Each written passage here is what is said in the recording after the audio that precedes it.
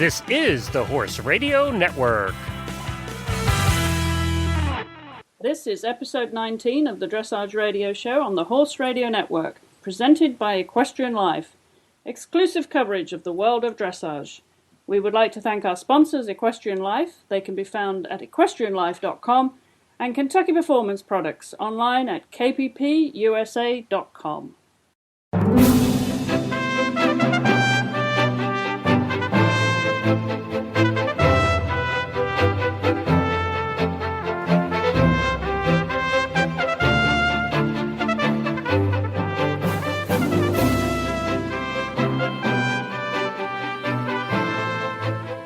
This is Chris Stafford in Lexington, Kentucky. And I'm Debbie McDonald, and you're listening to the Dressage Radio Show presented by Equestrian Life. Well, hi, Debbie, and welcome to your first gig as co-host of a radio show. Thank you very much. I'm excited to be here. Well, tell us what you've been up to these days. I know you haven't really retired, have you? Because I hear you're dashing it not just around the country, but around the world. That's very true. I have to say, I thought retirement would be a little bit easier than this, but I'm enjoying it. I'm just doing a lot of coaching and clinicking, and you're right. I've been all over. But I'm enjoying it and looking forward to a trip with Adrian to Europe in November. Well, that's exciting. But tell our listeners about your trip to Australia, because I know you just came back from down under. Was that fun? It was fun, I have to say. They worked my butt off, but my biggest thing I wanted to see, and I did accomplish that, was to see a kangaroo, and it even had a little baby Joey in its pouch.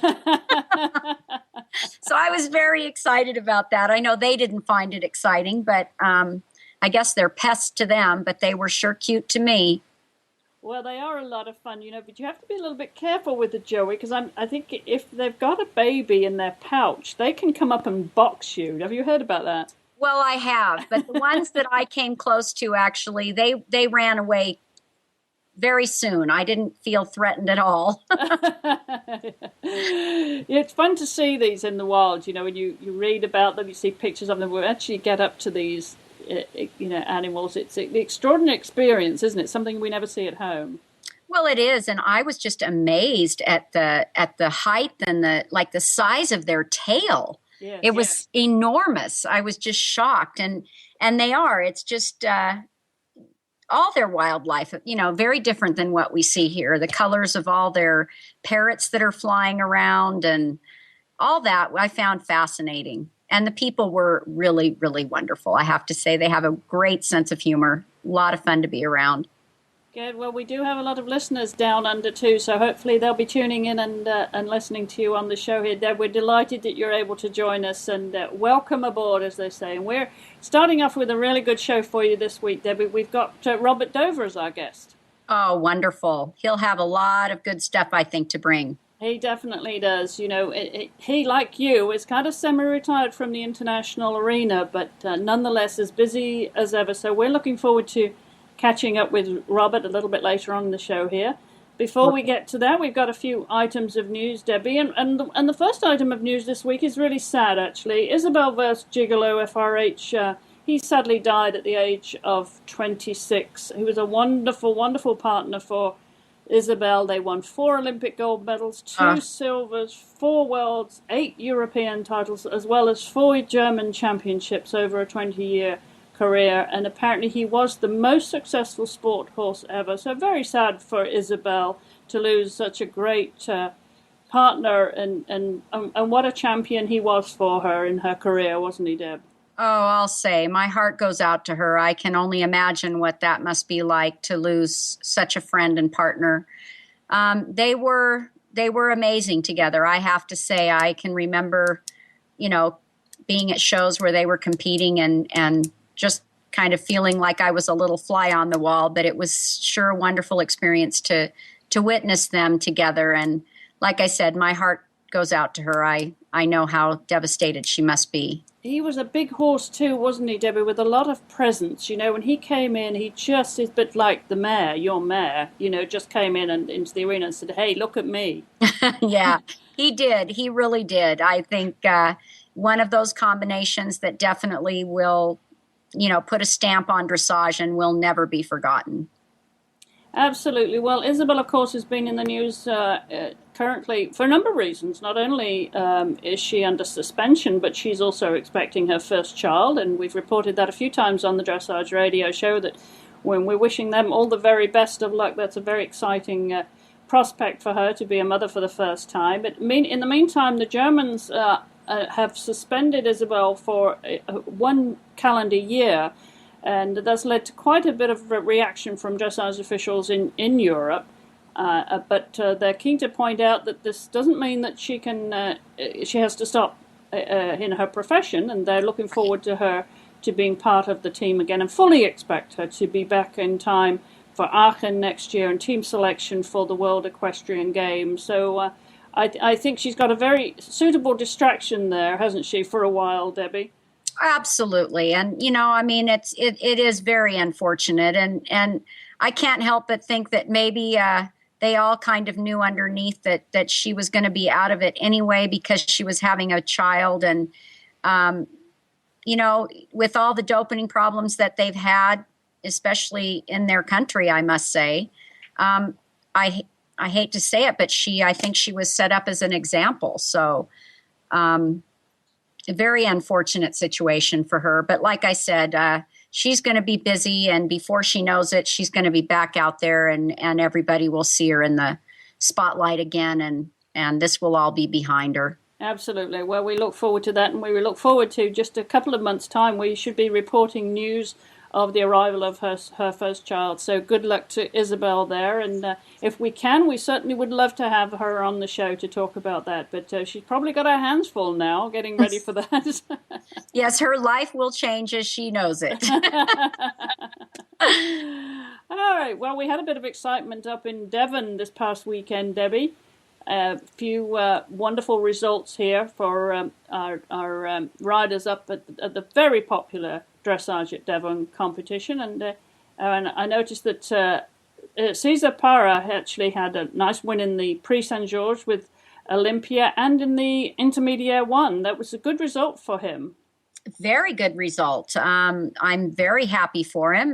Nice to see he's become a U.S. citizen, and he's been setting the world on fire a little bit. So that's exciting. Very exciting.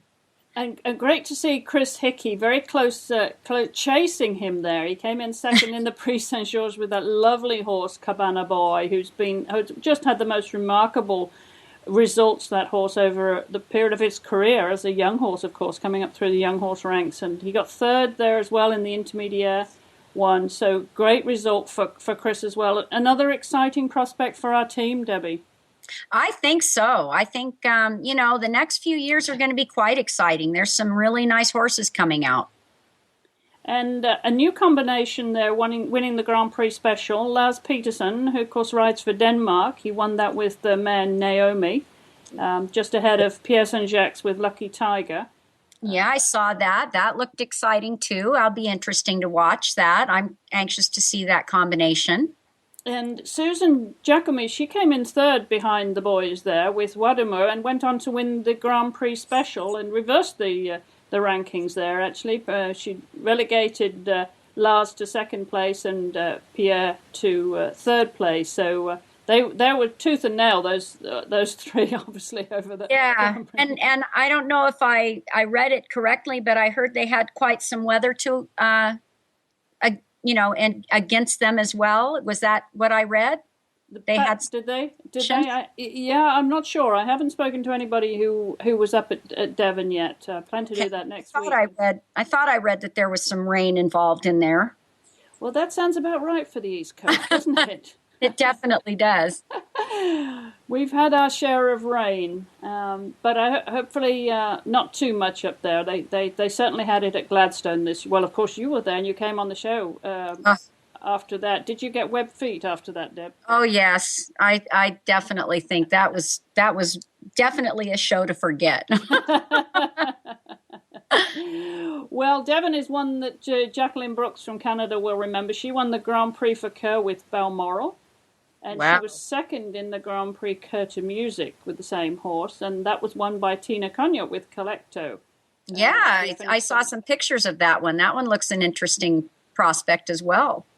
So really good competition up there. Lots of good horses, and it also is an indicator of who's doing what, and and people will be trying to position themselves now, won't they, Debbie? With the World Equestrian Games next year. Absolutely, a lot to happen in the next few months. And final item of news this week is about the doping discussion that's going to be taking place at the Global Dressage Forum on October 26th and 27th. You mentioned that earlier in relation to Isabel's case, Debbie, and it looks as if they're going to really address this, and of course the zero tolerance policy that they have. And Fritz Sleiter, who's a veterinarian who now works for the General Secretary of Holland's top equestrian organisation, Sectorraad, and he left the FEI shortly after the Olympic Games last year. He's going to be heading up that discussion in the Netherlands. That's going to take place in Hoogermede in October. It's a very hot topic, isn't it, Debbie? It really is, and I think we've got to find some kind of a way to work this all out, because it's definitely gonna kill our sport off if we don't. That's for sure. So we do need to get things going in a positive direction. Oh, good. Well, hopefully that will be one step to improving the communications between the FEI and riders and all the vets and everyone involved. And that about wraps up our news for this week, Debbie. And we're going to take a short break here before we come to our first guest. So stay tuned, and we'll be right back. It is fantastic to have our friends at Equestrian Life as the title sponsors for the Dressage Radio Show. If you have not been to Equestrian Life yet, you need to go. In addition to being the official social community for the Horse Radio Network, it is one of the fastest growing horse communities on the internet. It is truly the Facebook for horse people. The goal of EquestrianLife.com is to bring equestrians together and to provide them with the breadth and depth of information and tools they need to learn and connect with other horse lovers who share the same passion.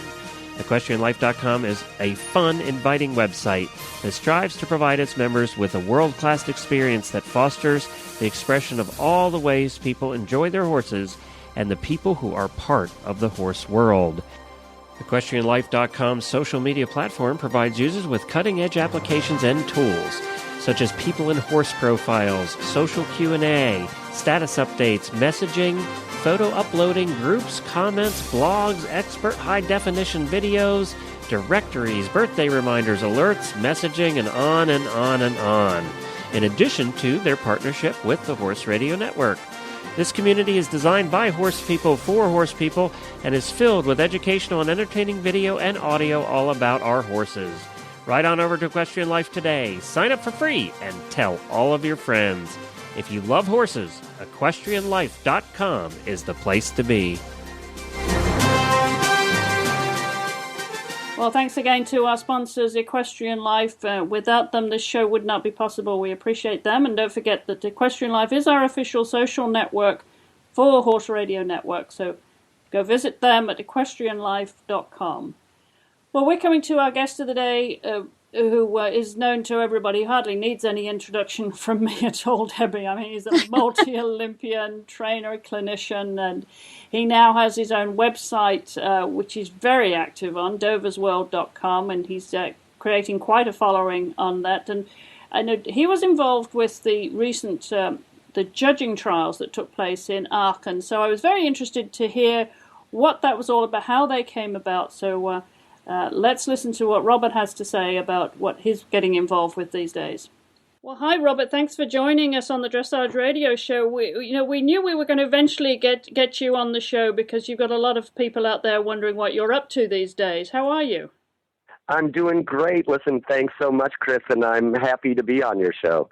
Well, it's great to have you, and I know you're settled down in your little corner of Florida these days. Now, tell us what it is you're up to. We read about you in the news. We know that you've been darting around the world, not just giving clinics, but you're also involved with these new dressage judging trials recently in Germany, weren't you?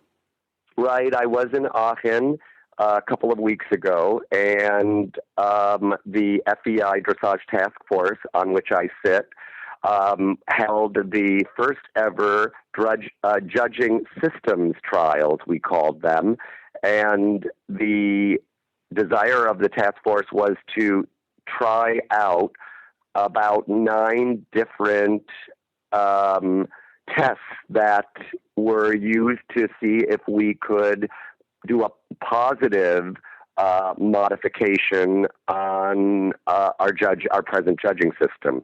So it was very interesting. We had about 40 riders from Prix Saint Georges to Grand Prix. Most of the ones were doing Grand Prix, and we went from morning until literally about 10 o'clock at night, working with judges from all over the world, about 35 of them, and ended up just having a fascinating week.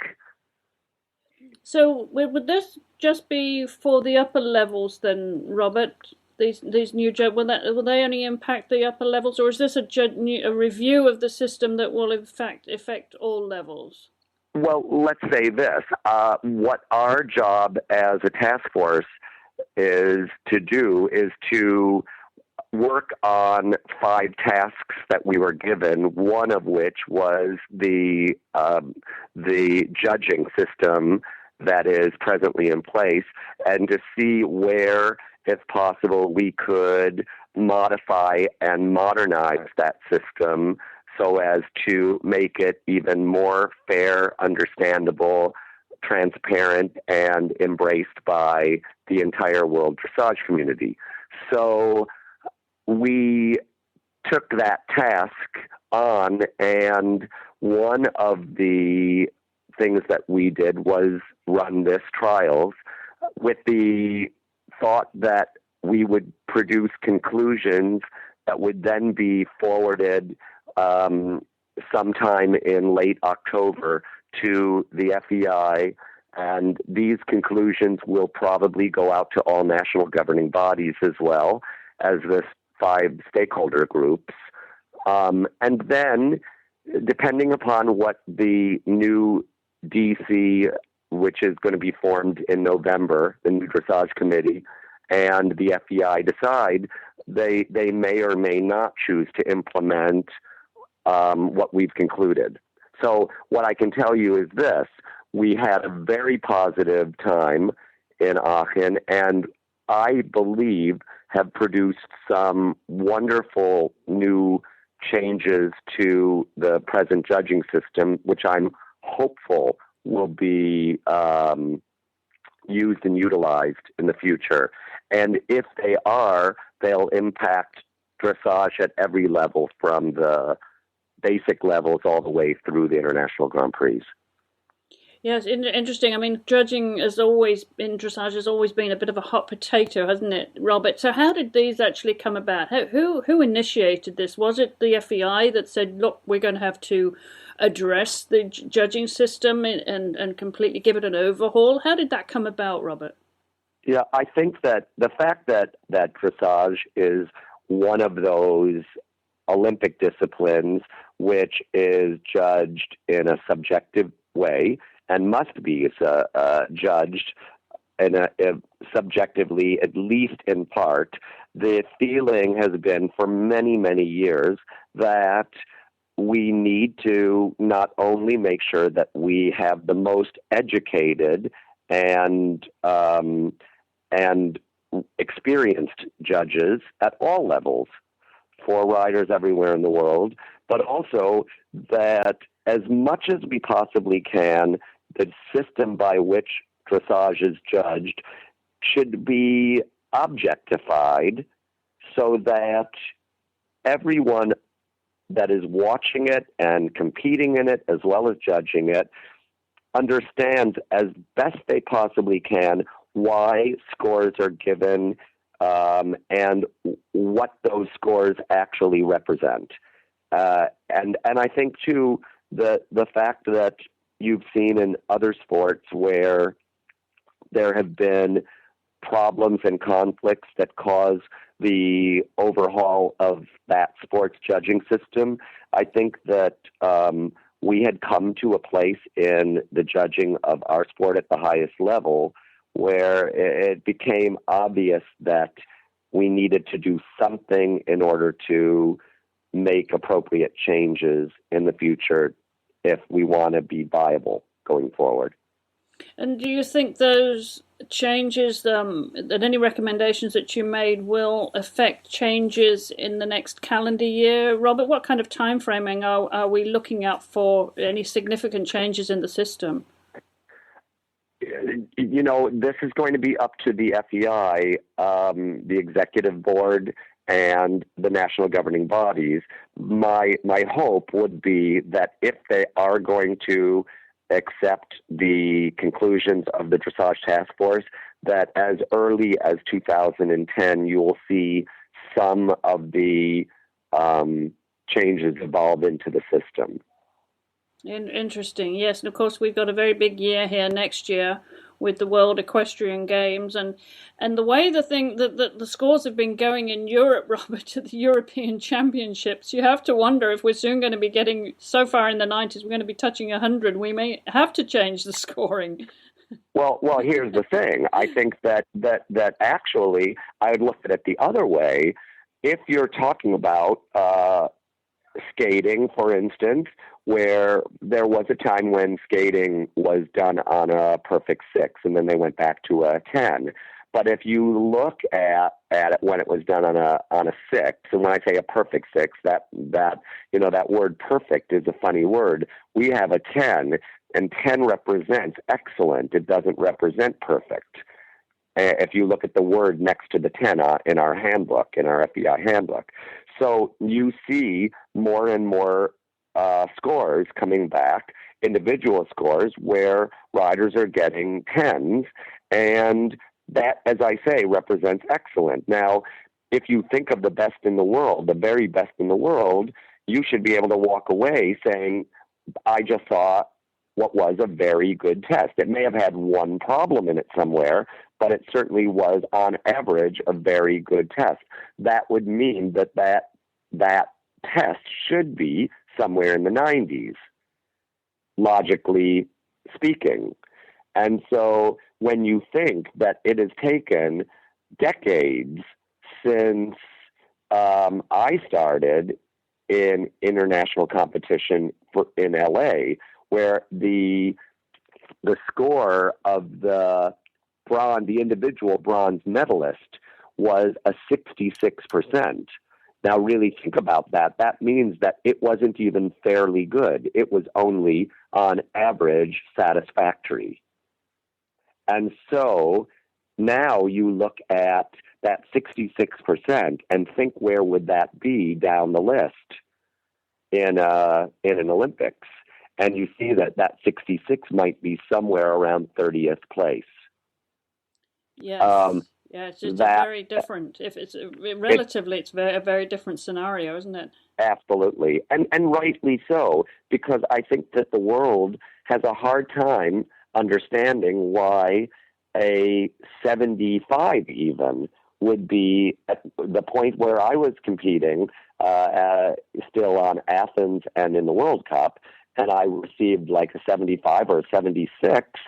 When you think that 75 or 76 in my place as, say, 5th in the Grand Prix Special in Athens, then that 75 or 76 represents a score that's only fairly good on average.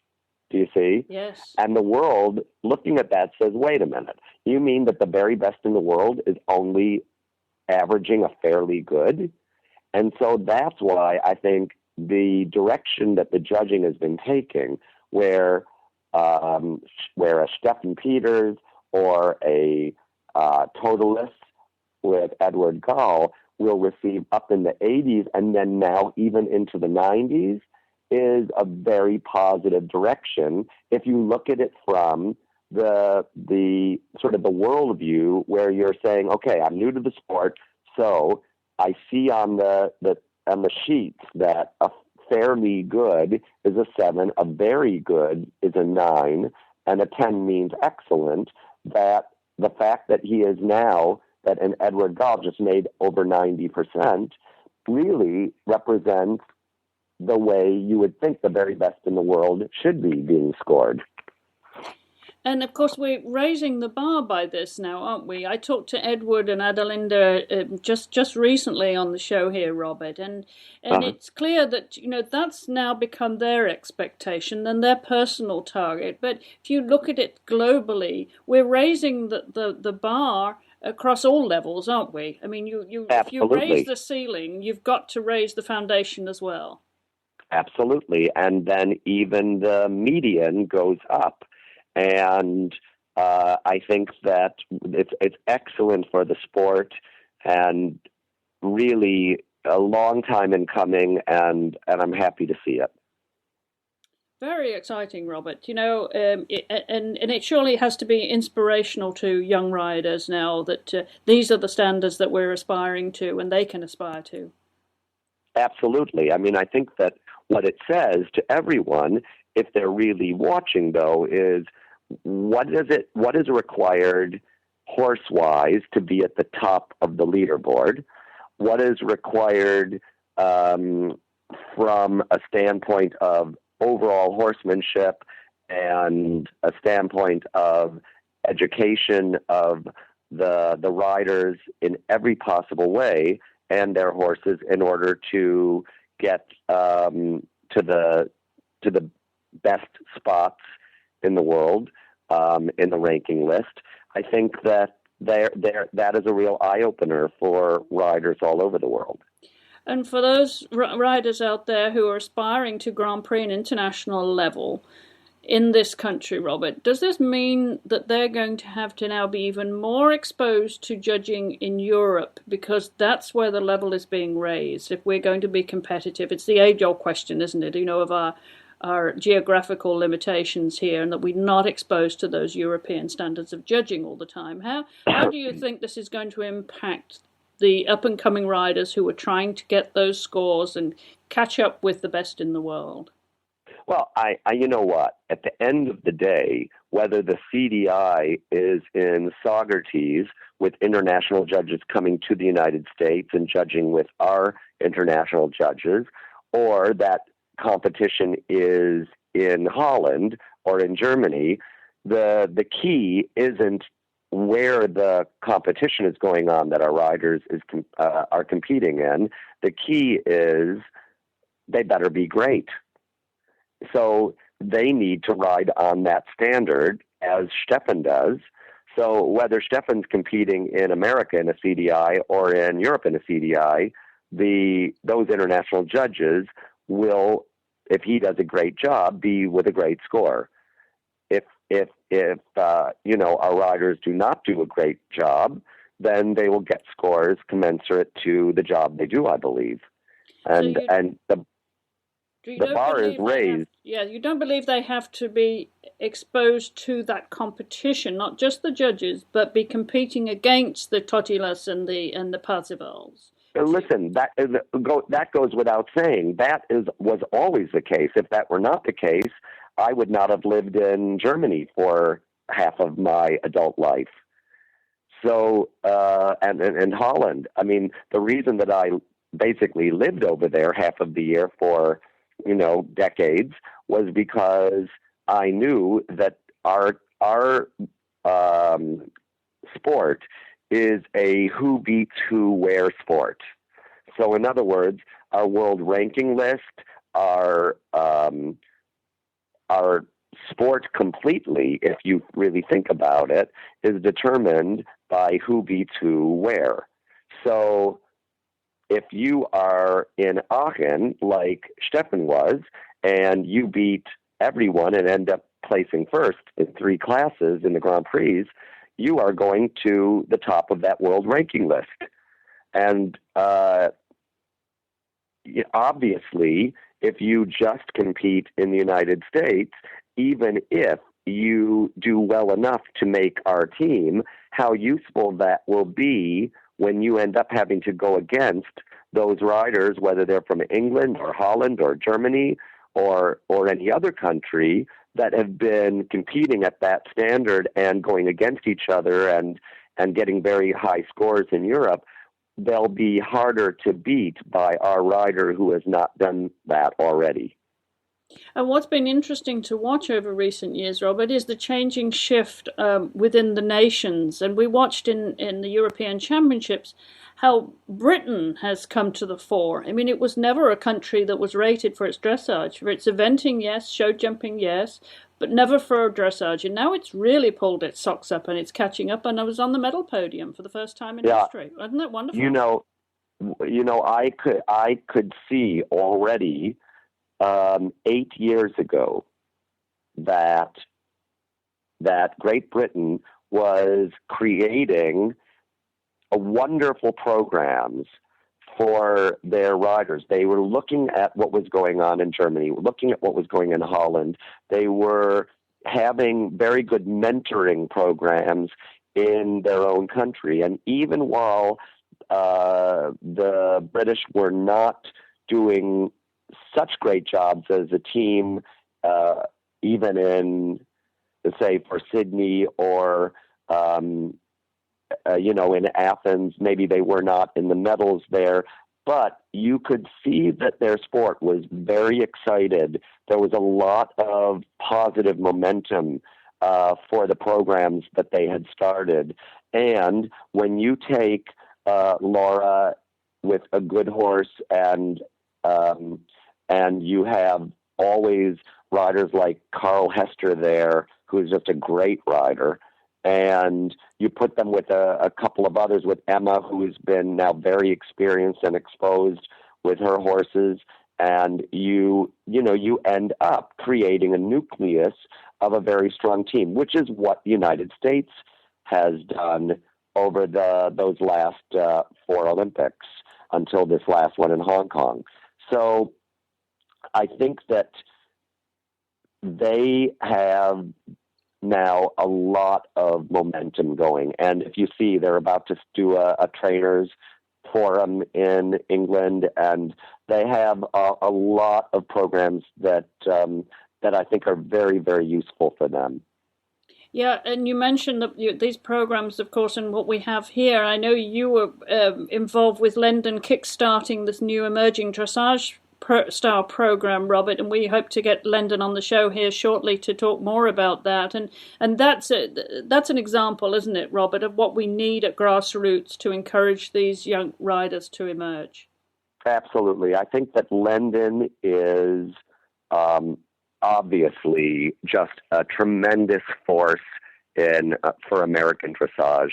She has done more for junior young riders than just about everybody else combined in the last decade. And I think that not only the fact that she is in charge of the junior young riders now, along with Anne for the future for the next years, I think that bodes well.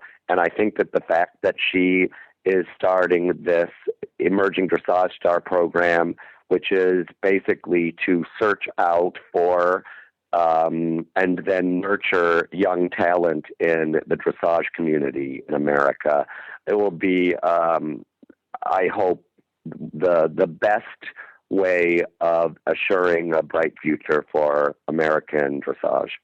Well, we certainly need them all to always be coming up through the ranks, don't we, Robert? You know, we want more Stefan Peters out there.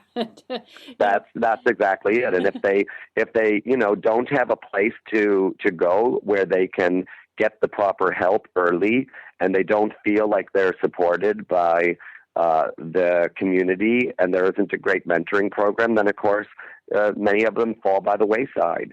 So I think that Lendon you'll see, do an excellent job in the near future and probably for many, many years to ensure that juniors are given every possible support to become the future Olympians for the country. Well, we know that you're also very involved with youth and with your own students, Robert. That keeps you very busy. I know you're not competing at international level, but you certainly have a very full life. What else are you up to these days? Well, I have been going around doing a symposium tour, which is taking me just all over the world, and I have been really enjoying that tour. My next symposium is actually not too far away from home, which is nice. It's in Tallahassee, Florida, the last day on October 31st and November 1st. And so I just finished coming back from both San Diego and Los Angeles, where I had just a great time working with people like Gunter Seidel and Christine Traurig, Jan Ebeling, and Charlotte Bredal with her new young horse, and Lori Doyle, who's always just a blast to work with. And just, it's been a great group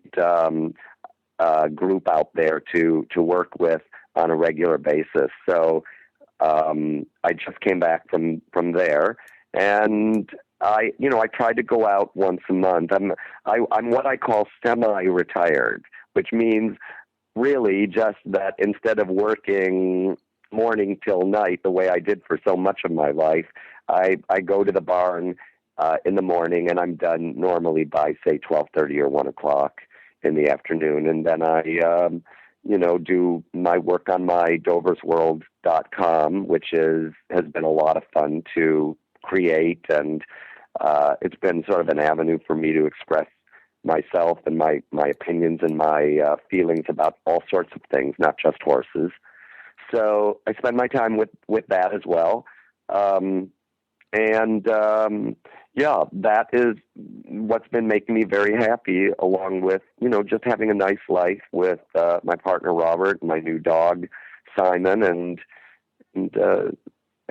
that's what I've been spending my time doing. Well, it sounds like life is quite complete for you. I was going to mention your website. We will put a link on our website to your website, Robert. Wonderful. And because I know that this, as you say, it's more than just horses, isn't it, your website? You're incorporating all your interests there, right? Oh, absolutely. And not just that, but friends of mine and people who I think are really both important in my life and have just done great things in others people's life. I call it my out for good heroes. And I'm doing a special one in the beginning of October that is for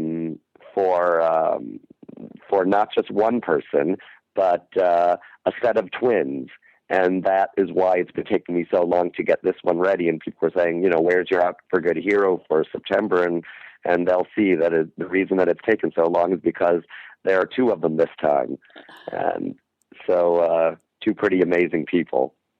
Well, that's great, Robert. It's good to know that you're keeping so busy. You've got a very well-rounded life there. So we want to thank you again for spending time with us. We really appreciate it, you taking time out to join us on the show. We'll be sure to put a link on our website to your website so people can follow what Robert Dover's up to these days. Robert, a pleasure having you on the show.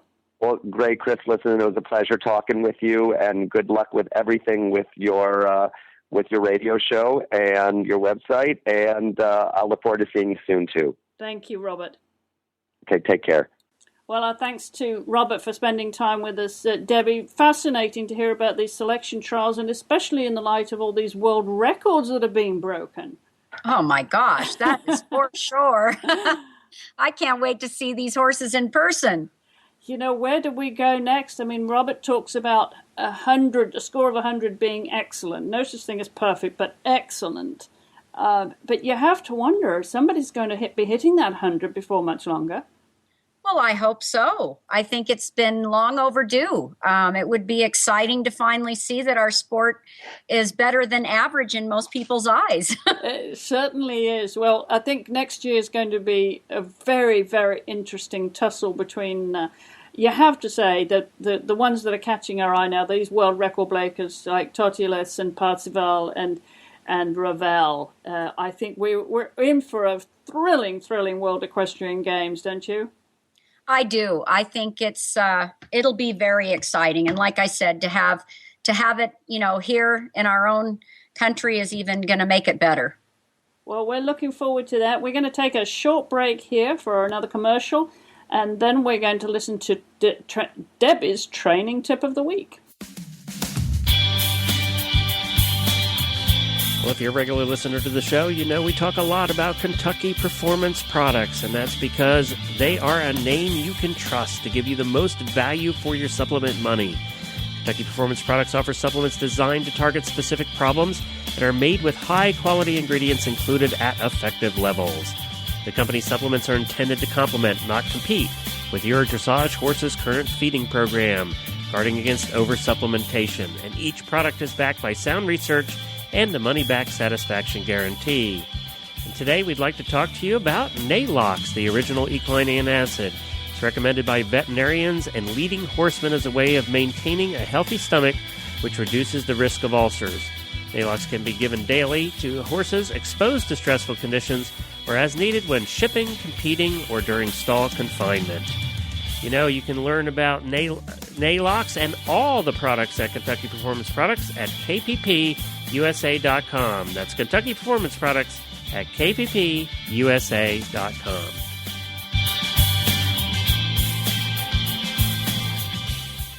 Well, thanks again to our sponsors, KPP. We really appreciate their support. And now we're looking forward to Debbie's debut with her training tip of the week. Debbie, what have you got in store for us this week? Well, you know, I found through doing clinics around the country a little training tip that I think people can do just to kind of check for their straightness and in preparation for changes. Start riding on the quarter line and just at the walk. And when you go to do your canter departure, check for straightness. A lot of times when the riders don't have the horse's shoulders really straight and they bend too much for the canter departures, they'll notice that the horse's shoulders will automatically run towards the rail and the haunches will fall to the inside. And that usually indicates that is probably what's going to happen when they start to do flying changes as well. So just practice straight canter transitions on the quarter line and really ride your horse straight through his shoulders and his neck and body. And therefore, if you can do that, you can do nice, straight, even changes. Terrific. That's a great tip, Debbie. Well, thank you for that. You can find more of Debbie's training tips. They will also be on Horse Tips Daily, our other partner radio show. And so lots of opportunity to keep up with Debbie, and we look forward to you coming back again with your next one, Debbie. Thank you so much for that. We want to remind everybody that our show notes can be found at dressageradio.com. You can send us your feedback and leave a voicemail at 270-803-0025. You can email me at chris@horseradionetwork.com, and if you have any emails for Debbie at all, just send them to me. I'll make sure that Debbie receives them, and if you have any questions or comments, suggestions for Debbie, we would love to hear from you. We also want to remind you that the Dressage Radio Show has a fan page on Facebook, so you can pick that link up at our website and head straight to that fan page on Facebook. It's becoming quite a forum out there, and we always update you with every show that beforehand. We let you know when that show is going to be posted. As you know, if you follow the show, that's posted at the end of the week, usually on a Friday, at the latest on a Saturday each week. You can also follow us at Twitter. That's at Horse Radio. Now, have you started tweeting yet, Debbie? No, I'm already too busy with just Facebook. Well, we've got quite a following on Twitter too, and we always let everybody know when our shows are going to be posted, who the guests are going to be. We also want to thank our sponsors, Equestrian Life and Kentucky Performance Products. They can be found at kppusa.com, and Equestrian Life, the official social network of Horse Radio Network, at equestrianlife.com. Well, Debbie, next week, Lisa Wilcox is going to be in your chair, and I'm delighted that you two are going to share that co-host chair for a while with us. It's really fun. I think that way, you both get to come on the show, and it's not too much to ask of you. And I hope you really have enjoyed it, Debbie. It's been a delight having you. Well, I have, and thank you again for inviting me. Well, that's great, Debbie. We look forward to speaking to you again, in 2 weeks' time? Correct. And next week we'll have Lisa. As I said, she'll be joining us here, so we look forward to you joining Lisa on the show. And until next week, thanks everybody for listening, and thank you, Debbie. You're welcome. Take care.